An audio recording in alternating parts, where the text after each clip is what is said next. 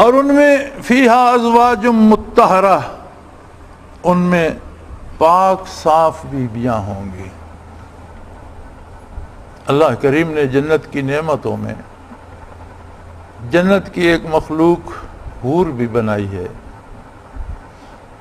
جو اپنے حسن، اپنے کمال، اپنے نفاست کے اعتبار سے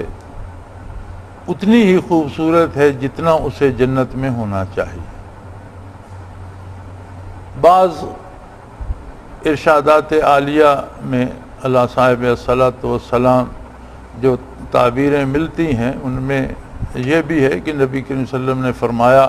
کہ اگر جنت کی حور پنڈلی سے کپڑا ہٹا دے تو ہڈی کا گودا تک نظر آتا ہے، اس طرح شفاف وجود ہیں، یا ایک ہتھیلی آسمان سے ظاہر کر دے تو سورج کی روشنی ماند پڑ جائے۔ لیکن یاد رہے، حور وہ مخلوق ہے جو جنت میں اللہ نے پیدا فرمائی، جو زمین پر نہیں آئی، جس نے دنیا کا امتحان جو ہے اسے عبور اور پاس نہیں کیا، اس میں سے نہیں گزری، اور جنت ہی میں پیدا ہوئی، جنت ہی میں رہے گی۔ لہٰذا جو خواتین دنیا میں آئیں، دنیا میں مکلف ہوئیں، دنیا میں ایمان لائیں، اللہ کی اطاعت کی، اللہ کے رسول صلی اللہ علیہ وسلم کی اطاعت کی، یہ اصل مالک ہوں گی جنت کی۔ اللہ کریم انہیں حوروں سے زیادہ حسن اور حوروں سے زیادہ پاکیزگی دے گا، اس لیے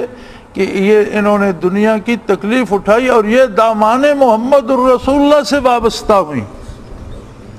انہوں نے کفر اور نافرمانی کے مقابلے میں اطاعت کے راستے کو چنا، انہوں نے رمضان کے روزے رکھے، انہوں نے اللہ کے سجدے کیے، انہوں نے اللہ کی تسبیحات کی، انہوں نے اللہ کے قرآن کی تلاوت کی، انہوں نے راتوں کو اٹھ اٹھ کر اللہ کو یاد کیا،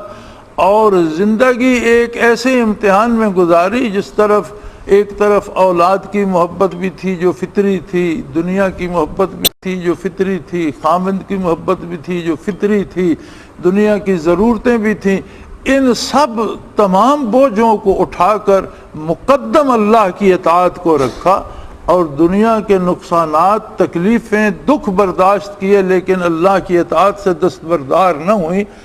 مقدم یہ خواتین ہوں گی، اللہ انہیں حوروں سے زیادہ حسن، زیادہ پاکیزگی اور مزاج کی زیادہ طہارت عطا فرما دے گا۔ اور سب سے بڑی بات، جنت کی سب سے بڑی نعمت جو ہے وَرِضْوَانٌ مِّنَ اللَّهِ، اللہ کی خوشنودی ہے کہ اللہ جنتیوں پر خوش ہوگا۔ جنت بجائے خود کوئی حیثیت نہیں رکھتی۔ جنت کی ساری اہمیت اس بات پر ہے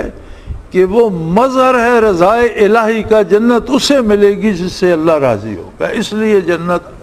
ایک سند کی حیثیت سے اہم ہے۔ ایک آدمی 16 سال لگا کر ایم اے کی ڈگری حاصل کرتا